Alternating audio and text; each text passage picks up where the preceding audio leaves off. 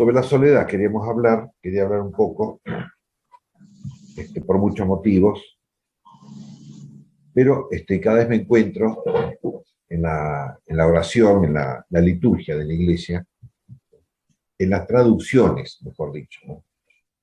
Como hace poquito festejamos San Lucas, ¿no? Y dice en el oficio de lectura, en el breviario, fíjense, se partió luego, bueno, partió luego Bernabé para Tarso en busca de Saulo.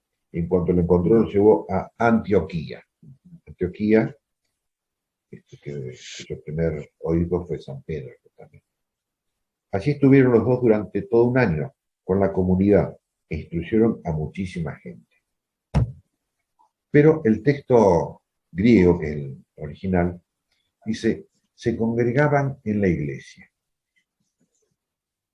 La palabra iglesia es la iglesia. Puede ser la iglesia, el cuerpo místico de Cristo, puede ser el templo, o podría traducirse como la asamblea, pero la asamblea litúrgica, así cuando se reúnen a rezar. Pero muchísimas veces, en el breviario y otras traducciones, utiliza la palabra comunidad y no es comunidad. Comunidad es otra cosa. La palabra que existe en la Biblia es comunión. Por ejemplo, San Pablo lo da mucho, de la comunión con Cristo, con los sufrimientos de Cristo, con la vida de Cristo, etc. La común unión, porque la misa, por ejemplo, antiguamente no se la llamaba misa, se la llamaba sinaxis, por ejemplo, una palabra del día, que significa eso, la reunión. ¿Por qué? Porque hay una unión con Cristo en la misa. Y todos los que estamos en misa, estamos unidos entre nosotros porque estamos unidos a Cristo. Es decir, el Cristo el que constituye la reunión o la unidad de los cristianos, ¿no? O de la parroquia, o del convento, o de los ermitaños, o lo que fuera, es nuestro Señor Jesucristo. En cambio, si uno dice, no, como pone acá, ¿no? Estuvieron de los dos durante todo un año con la comunidad. ¿Por qué? Porque se utiliza mucho esa palabra para indicar la reunión de las personas. Y la reunión de las personas, sí, es una comunidad, pero no necesariamente la unidad con Cristo, no necesariamente la iglesia. Además, la comunidad propiamente es cuando son las personas que viven en una casa. Por ejemplo, en un convento, las monjas, los frailes viven en el convento, es una comunidad religiosa, porque habitan en el mismo lugar. En cambio, analógicamente, o en segundo sentido, en menor sentido, una parroquia, una comunidad. Pero la gente no vive en la parroquia, el cura vive solo. Si el cura, el sacerdote, el cura párroco, vive en soledad, no vive en comunidad, porque vive solito. Tiene actividades, la gente se reúne en la parroquia, que que lo otro, y después cada uno se va a su casa. El párroco queda con Cristo en el sagrario. Hay un abuso de la palabra comunidad. ¿Eh? ¿Pero por qué? Porque la soledad es muy difícil. ¿Eh? Es muy difícil la soledad. Es muy, decían los antiguos, Aristóteles lo pone, pero los griegos antiguos decían, el que vive solo o es un animal o es un dios. Porque es muy difícil. Y traducido en cristiano, ¿no? El que vive solo con Cristo no vive solo, ¿no? Está con nuestro Señor Jesucristo. Y no necesita vivir en una comunidad. Para la parroquia, por ejemplo, no forman una comunidad con los otros parroquianos. Puede haber un grupo, Legión de María, Acción Católica, los carismáticos, los y los otros, ¿no? Los pastorales, los catequistas, no sé cuántos, ¿no? Y como digo, se puede decir una comunidad en un sentido amplio, en un sentido traslaticio, en un sentido secundario, etc. Pero comunidad en los que viven en común. Y es difícil, ¿y por qué? Porque, bueno, los ermitaños viven en su soledad con Cristo, ¿no?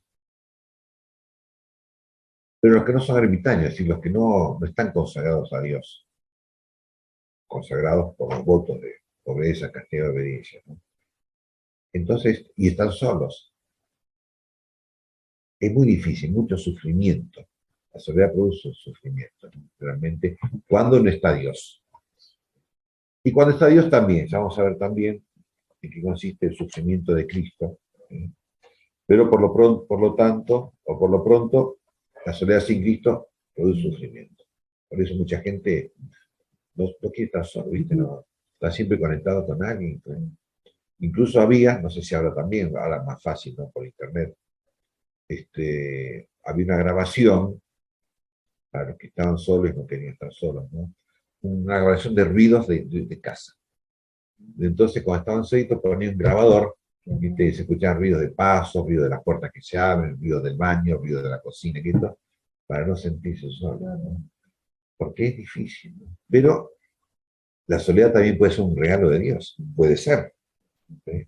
Porque es para tener más tiempo para cosas buenas y para Dios, para entregarse a Dios.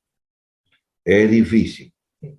Porque en un convento, donde estamos los frailes, somos varios, somos 9, 10, 100 o 5, cuando uno está un poco aburrido, se va a conversar con otros. Ve algo. Sí, aunque sea, ¿eh? Pero cosas santas. O no, ¿viste? Conversar así. A veces uno pierde el tiempo en pavadas, ¿no? Pero es un alivio a esa soledad, a esa dificultad. ¿Sí? Es un alivio y bueno, uno la pasa mejor. Bueno, y la otra expresión que está de moda también contra la soledad es individualismo. Porque, claro, fíjense como durante muchos años quiere decir 100 años, 100 años, sí, 100 años, ¿no? Porque el, el código de derecho de la Iglesia, el código de derecho canónico, las leyes de la Iglesia, de 1917, ¿no? No consideraba dentro de las leyes a la vida eremítica. ¿Cuándo fue? Como muchas veces lo vimos, la vez pasada veíamos, ¿no? El origen de la vida religiosa en la iglesia son los ermitaños, San Antonio Abad del desierto, ¿no? Y muchísimos otros, muchísimos. Eran comunidades de ermitaños. Como dice Santo Tomás de Aquino, cuando habla de la vida religiosa, es una comunidad de solitarios, donde se combina la soledad con Cristo y algo de vida en comunidad, vida en común. Y por eso esta hermandad de ermitaños Santa Rosa de Lima la llamamos hermandad. No es una congregación. Hermandad porque, bueno, tenemos algo en común, o mucho en común, y tratamos de ayudarnos mutuamente, etc. Pero, bueno, decía, desde 1917 no se reconocía en las leyes de la Iglesia los ermitaños. Pero Juan Pablo II, que cambia el derecho, corrige muchas cosas, corrige esto, incorpora dentro de las leyes de la Iglesia la vida eremítica, que es muy importante, es un reconocimiento público de la vida eremítica, ¿no? También existían siempre en las distintas órdenes religiosas, incorporada a una orden religiosa la vida eremítica. Los benedictinos, los trapenses, los cartujos, los camandulenses son más ermitaños todavía, ¿no? Y en los dominicos ha habido algunos santos dominicos que dentro del convento tenían su ermita. Hay un santo misionero en América, San Vicente Bernedo. No, Fray Vicente no es santo todavía canonizado, ¿no? Vicente Bernedo, misionero en América, en Bolivia. Y él, bueno, tenía su convento. Durante mucho tiempo, su celda estaba en el campanario del convento. Vivía en el campanario. ¿Sí? Y era solito, pero estaba dentro del convento. Dentro de una orden religiosa, un aspecto de vida solitaria. Bueno, pero a pesar de que las leyes de la Iglesia reconocen la vida eremítica, muchas veces cuesta, ¿no? Que los sacerdotes, No lo entiendo. que los obispos, o que el Papa también, ¿no? El Papa publicó este documento el año pasado, ¿no? En noviembre del año pasado, va a ser un año, el 11 de noviembre creo, sobre la vida de Mítica. Un documento muy, muy interesante, ¿no? Que está en la página Sí, de de la biblioteca. la biblioteca. Pero habitualmente la gran crítica es contra el individualismo. Es decir, si uno hace su vida bien cristianamente, santamente, es individualista. Pero en realidad Dios, cuando nos creó uno por uno, no nos creó al montón. Las vacas sí, Dios las creó al montón, las vacas, las ovejas, los perros. Uno dice, por ejemplo, el hornero. Existen, por ejemplo, 10.000 horneros y todos son iguales. Todos hacen el nido igual. Y, ay, qué maravilla, qué inteligente que es el hornero. No, porque todos los horneros hacen el nido igual. Y no es que uno sea todos sean inteligentes, sino que Dios puso el instinto en todos por igual. En cambio, el ser humano, Dios nos ha dado un espíritu, un alma, y todos distintos. Entonces, para afirmar, como dice el padre Castellani, la singularidad. Cada uno tiene su personalidad y no se puede suprimir. Lo que está mal es el egoísmo, lógicamente. Es decir, fíjense que en la antigüedad romana, respecto a la política, estaban aquellos que colaboraban con el bien común, si fueran militares o filósofos o artistas, lo que fuera, ¿no? Si colaboran con el bien común de la sociedad, de la ciudad, eran ciudadanos, no sé cuánto. Los que no querían colaborar con el bien común se los llamaba idiotas. Idiota significa individualistas. Bueno, no se los molestaba, pero no participaban de los beneficios de la vida en común. No sé cómo sería la antigua Roma, ¿no? Pero, claro, el egoísmo, si no me interesa el bien de los demás, es un pecado. Además de ser antisocial, anticristiano. Porque la caridad es amar a Dios y amar al prójimo. Y si no hay amor al prójimo, no hay amor a Dios, como dice el apóstol Santiago. Pero lo que sí hay que afirmar siempre es la propia personalidad. Y vemos en muchos santos, como Santo Tomás de Aquino, por ejemplo, que fue un gran genio de la teología, etcétera, y muchas cosas, ¿no? Era él. Y tenía 2 o 3 frailes dominicos que lo ayudaban, que eran secretarios. Pero no había otro como él. Otro fue San Alberto Magno, dominico, que fue profesor de Santo Tomás, otro genio de la teología, ¿no? Otro gran místico. Bueno, pero San Alberto Magno, San Tomás, y después había 50.000 frailes dominicos que no eran grandes teólogos, que eran... Bueno, pero cada uno es cada uno. Dios nos ha puesto como si dijéramos, en un gran... En cada sociedad, y en el caso de la Iglesia también, ¿no? Como sociedad, ha puesto distintas funciones. Justamente creo que en la lectura de la misa de hoy dice, Dios a uno los ha constituido apóstoles, a otros profetas, a otros evangelistas, a otros pastores y a otros no sé cuántos. Ha distribuido Dios los carismas, los dones, las virtudes, las personalidades, para complementarse entre todos. Y por eso, dice Santo Tomás de Aquino, para que la sociedad esté completa, tiene que haber quienes se dediquen solamente a la vida contemplativa. Si no, la sociedad no está completa. Falta algo.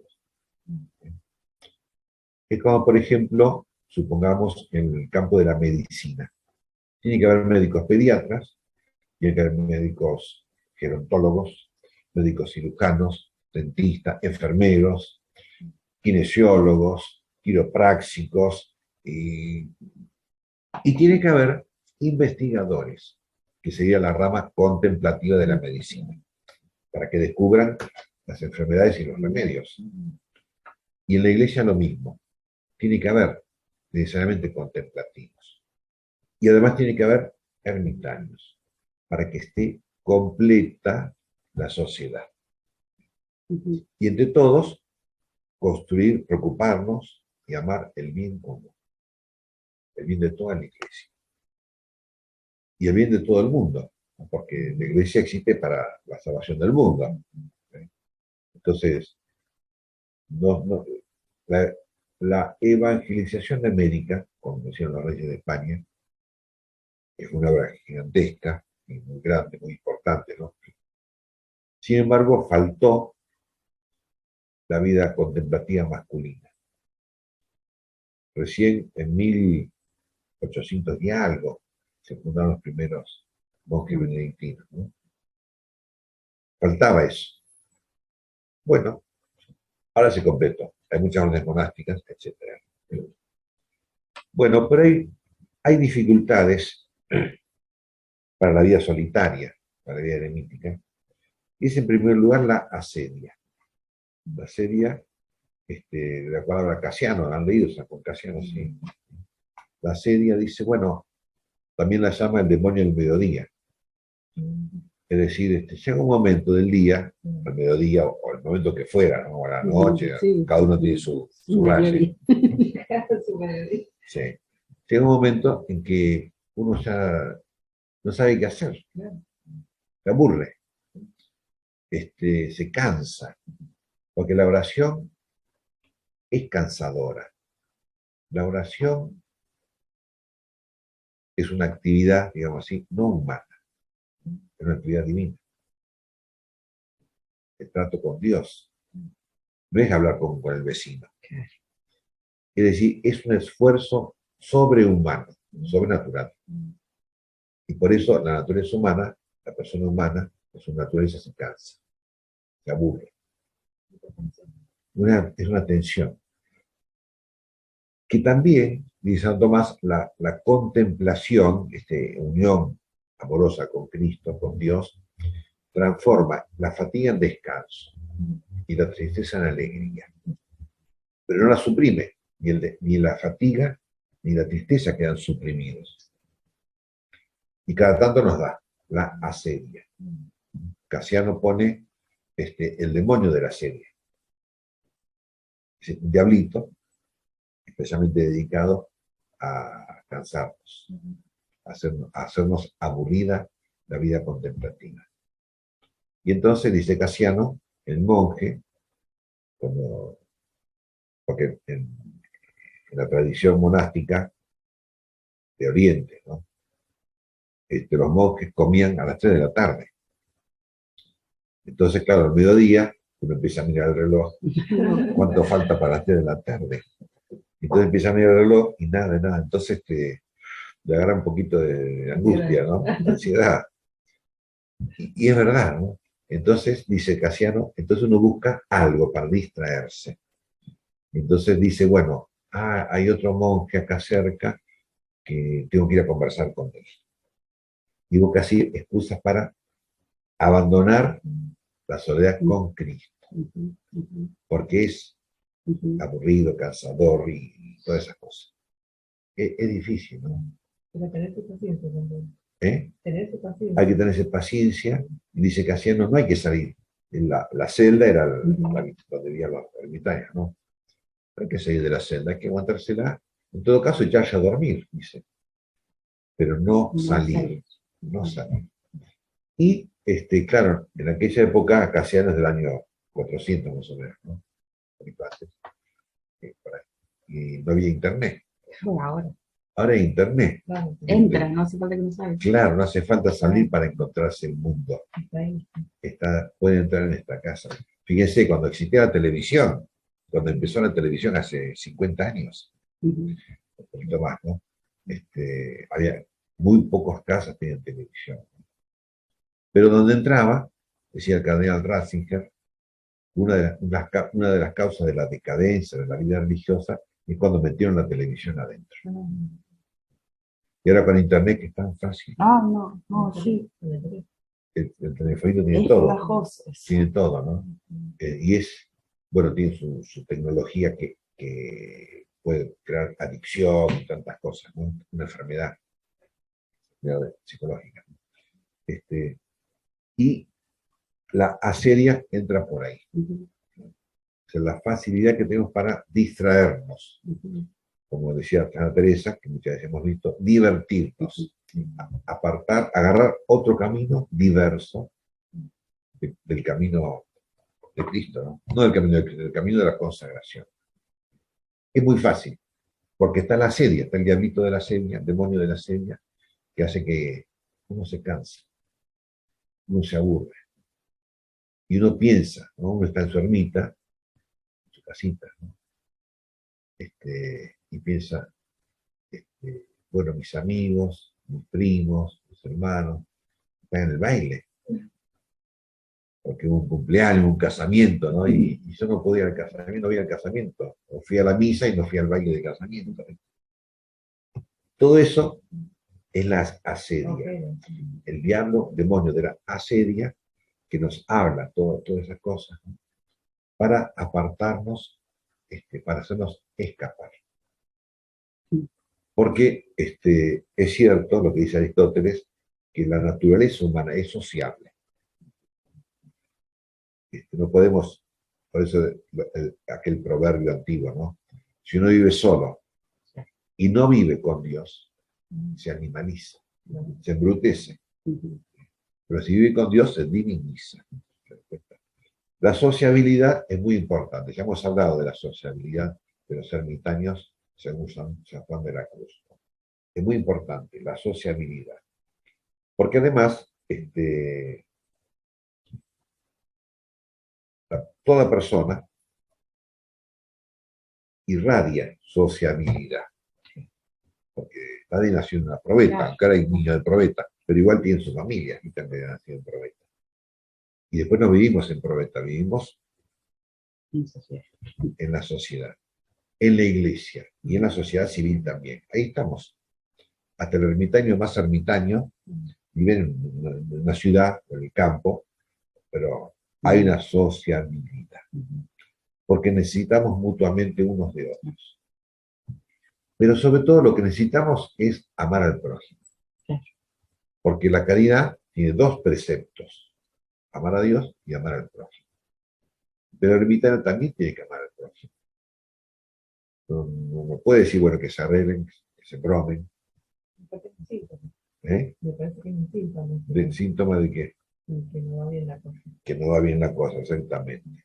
Porque si realmente estuvimos en conexión con Cristo, en conexión espiritual, entonces nos preocuparemos muchísimo por el prójimo, ¿no? Como fíjense la madre maravilla de Jesús, la carmelita, ¿no? Era carmelita de clausura, y muy clausura. Muy estricta y muy rigurosa en la clausura porque son carmelitas, ¿no? Y ella, digamos, donde estaba en su monasterio, era en el campo, en un pueblito muy chiquitito, en España, y ella desde su monasterio organizó para construir un barrio para obreros pobres, con la caridad. Es decir, el ermitaño, digamos así, el egoísta se desentiende del prójimo, que se arregle cada uno como pueda. El ermitaño, que es el solitario con Cristo, se preocupa del prójimo. Como decía San Agustín, la ciudad de Dios, que la vida contemplativa no impida, no ahogue la caridad. Pero te dice que la caridad que no ahogue la vida contemplativa. Ambas dos tienen que complementarse. Y por eso evitar la huida, evitar el egoísmo. Entonces sí tiene sentido esa palabra individualismo. No porque lo individual o lo personal o lo singular sea malo, sino que el egoísmo, el idiota, como decían los romanos, el que no se preocupa por el bien común, bueno, pero que no reclame derechos que no puede tener. El que no se preocupa, el que no tiene la caridad para con el prójimo, que no reclame derechos de ser un buen religioso. No lo tiene. No, claro, no lo tiene. Si se desentiende del amor al prójimo, no diga que ama a Dios. Eso, como dice el apóstol Santiago. Bueno, y después la soledad tiene tres niveles. Como hemos visto muchas veces, los tres niveles del ser humano: cuerpo, alma y espíritu.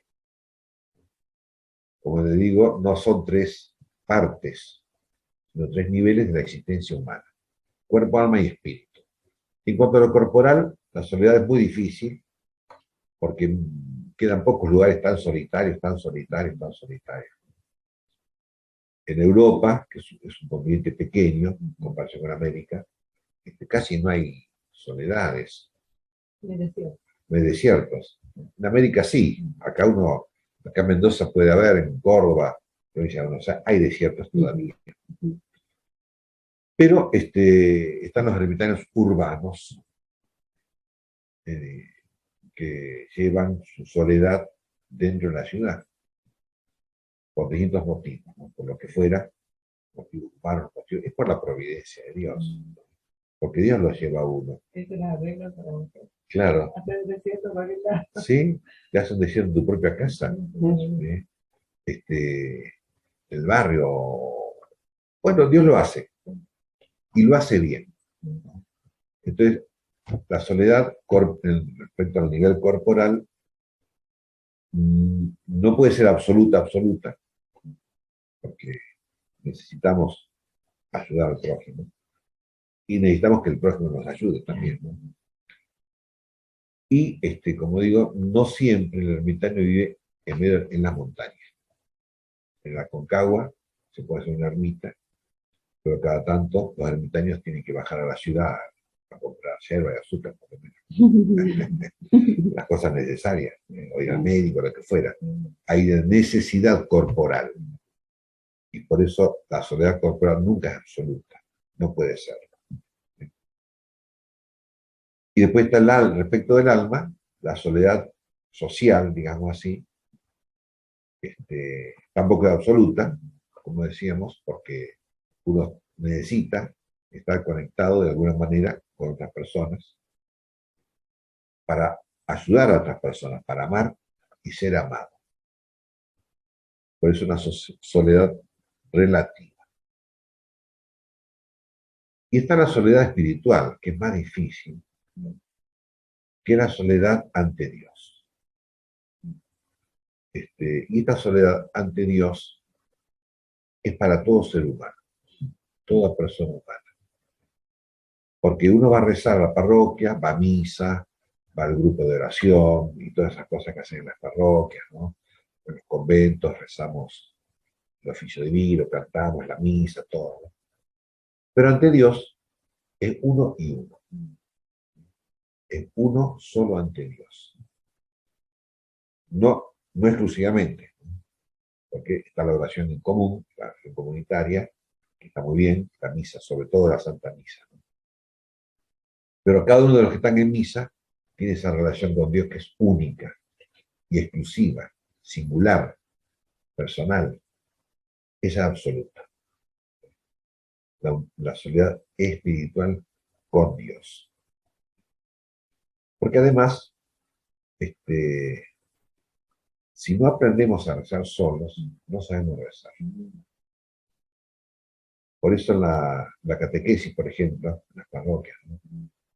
O así hacía yo cuando daba catecismo, a veces en la escuela, en la parroquia, enseñar a los niños la lección divina, para que ellos, con el corazoncito, ¿no?, hagan ese diálogo con Dios nuestro Señor, que es personal.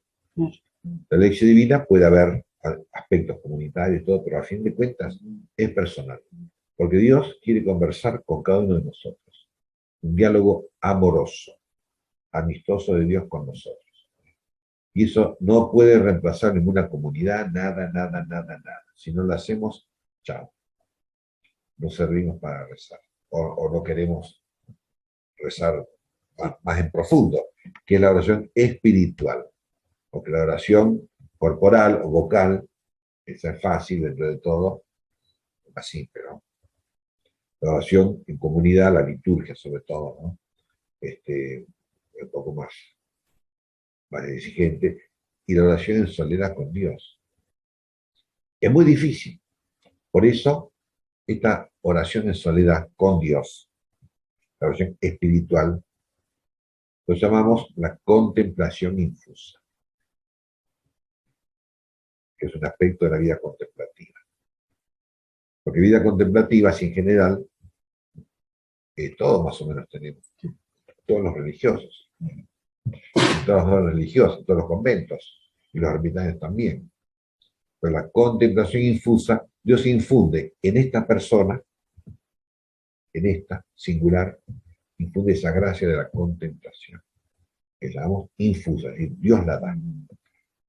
En cambio, la otra la hacemos nosotros, leer la Biblia, rezar el rosario, ir a misa, y toda la cosa es una actividad contemplativa, en los conventos, los ermitaños, buscar hacer cosas contemplativas, llevar una vida contemplativa. No, está bien hacerla, pero si falta la gracia de la contemplación infusa, todas esas cosas que hacemos sí es voluntarismo, si no produce frutos. La contemplación infusa, como dice San Juan de la Cruz, es sufritiva, porque es purificativa o purgativa. La contemplación infusa es como fuego, como el crisol, que es fuego, para purificar el oro, se pone el oro ahí, el oro así en bruto, sacado de la montaña, y entonces por el crisol, por el fuego, se funde el oro, y se funde o se consume la escoria, ¿sí? Lo que no es oro. La escoria es la basura, que no es oro. Que la contemplación infusa es un crisol. Y por eso produce mucho sufrimiento. Y está la tentación, nuevamente, de escapar. De escaparse es como la tentación de Cristo, en el huerto de los olivos. Si es posible. Si es posible que aparte de mí este cáliz, ¿no? Estaba entrando Cristo en la noche oscura de la contemplación infusa,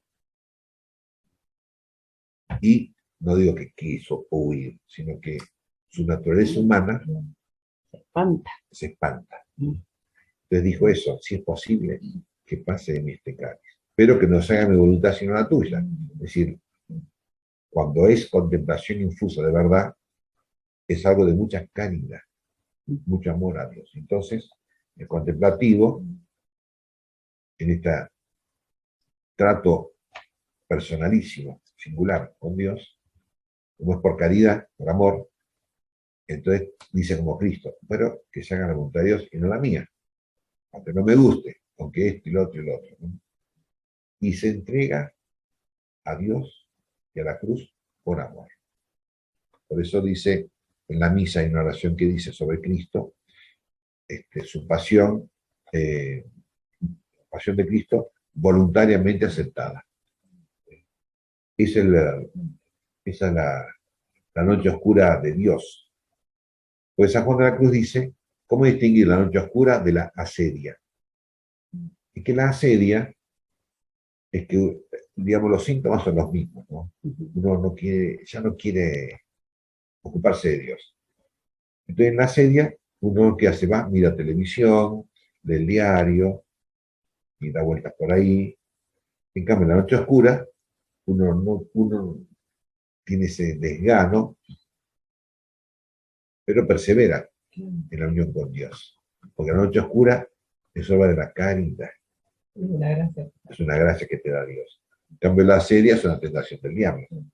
Esa gran diferencia. En la noche oscura uno persevera. Si quiero, voluntariamente aceptado, acepto voluntariamente este camino difícil, que da, ¿verdad? Porque es el camino de Dios. Y la vida eremítica es un camino de Dios. Nadie puede decir, bueno, yo quiero ser ermitaño porque me aburre la gente, porque me molestan los vecinos. Puede ser, pero eso es falso. ¿Se dan cuenta? Porque sobre todo en las ciudades grandes como Buenos Aires, acá no, acá es tranquilo, Mendoza. Pero Buenos Aires, Lo que, el centro de Córdoba, donde yo viví muchos años, el convento nuestro está en el centro de la ciudad de Córdoba, es un loquero realmente, ¿no? Y dice, no, yo me voy a hacer ermitaño porque no aguanto más. No, eso es obra de uno y no obra de Dios. Pero la obra de Dios significa que Dios inspira y te pone las circunstancias. Esto, que el otro, el esto, Dios te hace llegar. También puede ser un llamado, ¿no? ¿Un llamado de Dios? Sí. Claro, ese ruido que molesta. Ah, que Dios, sí, Y son uno las busca- circunstancias, ¿no? Claro. Pero ¿por qué? Para consagrarse a Dios, no para escaparse del ruido de Buenos Aires. Las circunstancias, como el ruido, la locura de las ciudades grandes, ¿no? Son circunstancias, pero no son la causa de la vida sanitaria cristiana, de la vida doméstica. La causa es Dios, que a través de las circunstancias te va llevando por este camino, por otro camino, y uno voluntariamente acepta, quiero, la soledad con Cristo. sí, porque si no toda la gente que vive en ese, toda terminaría siendo Claro. ermitaños. No, se hacen hippies. Y muchos, claro, Muchos se van a la Sierra de Córdoba, a Mendoza, acá, Bolsón. a Bolsón, ¿no? Porque son hippies, no por ermitaños, sino para huir del ruido. Pero viven como hippies y no como ermitaños. Es muy distinto. Muy distinto, ¿no? Y ahí, si ustedes no miren, pero por internet hacen videos y todo, ¿no? Sí, Y uno dice, sí, sí, porque acá encontramos la naturaleza, encontramos la paz, la tranquilidad, los pajaritos, pero no encontramos a Cristo. Buscan vivir tranquilos, son idiotas, es decir, se han desentendido de realizar el bien común, que es la caridad, para vivir tranquilos. Bueno, si lo quieren hacer, que lo hagan, pero que no reclamen derechos de idiotas, no de idiotas, sino de ciudadanos, por decirlo así. Bueno, y por último, los aspectos de la vida eremítica, como está en ese documento del Vaticano, que está bien hecho, que es la tradición de la vida eremítica, la soledad, primero, como decíamos, soledad del cuerpo, del alma y del espíritu, que nunca es absoluta, aunque la soledad del espíritu sí, es absoluta porque es Dios y yo y nadie más. Y nadie puede reemplazar ese. Es como la amistad humana, ¿no? Como el amor humano. Nadie puede reemplazar la persona por otra. Si uno se casa con esta persona, está casado con este, nada, no puede reemplazarla, por más que sea amigos o amigotes. Y con Dios lo mismo. Es un desposorio con Cristo y nadie lo puede reemplazar. Por eso la soledad. La oración, la oración vocal, el oficio divino, el rosario, la misa, la adoración y la lección divina, que es nuevamente esa oración solitaria con Cristo, ese diálogo amistoso con Cristo, con la Santísima Virgen, con San José, con San Pedro, con San Lucas. Todo este tiempo que estamos diciendo el Evangelio de San Lucas. San Lucas está vivo ante Dios y por tanto con él podemos tener ese diálogo amistoso con San Lucas y preguntarle qué bien que ha escrito sobre la Santísima Virgen María, San Lucas. Tanto que lo llaman el iconógrafo de María. Se atribuye a él un icono muy antiguo, pero lo que quiere decir que él, por escrito, nos ha explicado cómo es la Santísima Virgen. El trabajo, el trabajo manual, quiero decir, ¿no? Con el cual colaboramos con la creación divina, con la obra de Dios, y para alimentarnos, porque hace falta comer, y para completar la actividad humana. Y evitar la serie también. Evitar la serie, claro, el trabajo de San Antonio Abad, se preguntaba cómo puedo hacer para evitar la serie y rezar. Entonces ve a un ángel que estaba haciendo trabajo manual, hacía canastas, ¿no? Canastas, hacía el trabajo, después iba a rezar, después volvía y hacía canastas, después iba a rezar así.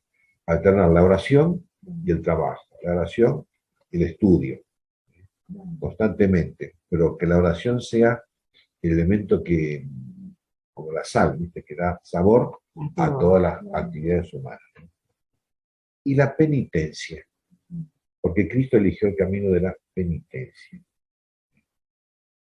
Y por tanto, el ermitaño, el religioso, el cristiano, ¿no? Pero más el ermitaño, la penitencia que Dios manda, porque Dios en su providencia nos manda sufrimiento y todo, aceptar voluntariamente los problemas, las cosas, las enfermedades, los vecinos, ¿no? Y las cosas, y ofrecer, aceptar y ofrecer voluntariamente, como nuestro Señor Jesucristo. Porque Él, que no podía sufrir, porque no tenía pecado, lógicamente, el pecado original nada, era perfecto en su humanidad, perfecto, absolutamente perfecto, no tenía capacidad para sufrir, no podía, ni para enfermarse, ni para morir. Y eligió sufrir y morir. Entonces nosotros, en esa amistad tan con Cristo, bueno, acompañar a Cristo en ese sufrimiento. Y Dios va haciendo su obra. Dios nos va quitando. Quitando esto, quitando lo otro, quitando lo otro más, quitando amistades, quitando. Quitando y poniendo. Claro, pero lo que nos pone es mejor que lo que nos quita. Incluso Santa Teresita decía, ¿no? Cuando entendí el valor sobrenatural del sufrimiento, ya el sufrimiento no me hacía sufrir, no me era pesado el sufrimiento, fue el sentido redentor que tiene el sufrimiento, ¿no? Y de unión con Cristo. La unión con Dios es porque la contemplación infusa es sufritiva, es purgativa. Así que bueno, eso es la vocación de ermitaño, que es tan importante, y por eso justamente Dios, no solamente en las leyes de la Iglesia, como decíamos Juan Pablo II, que incorpora a las leyes, hoy día es San Juan Pablo II, ¿no? Incorpora a las leyes la vida eremítica, no solamente en la parte legal, sino la parte social, religiosa, espiritual, eclesiástica y para la vida eterna, de la vida eremítica. Si no hubiera ermitaños, estaríamos incompleta la Iglesia. Y la sociedad también, pero sobre todo la Iglesia. Por eso, del Antiguo Testamento, el profeta Elías, el profeta Eliseo, y los discípulos de Elías y Eliseo, que fueron a Monte Carmelo a fundar un convento, ¿no? Lo que llaman un convento, ¿no? De esa comunidad de solitarios. Bueno, si hay alguna pregunta.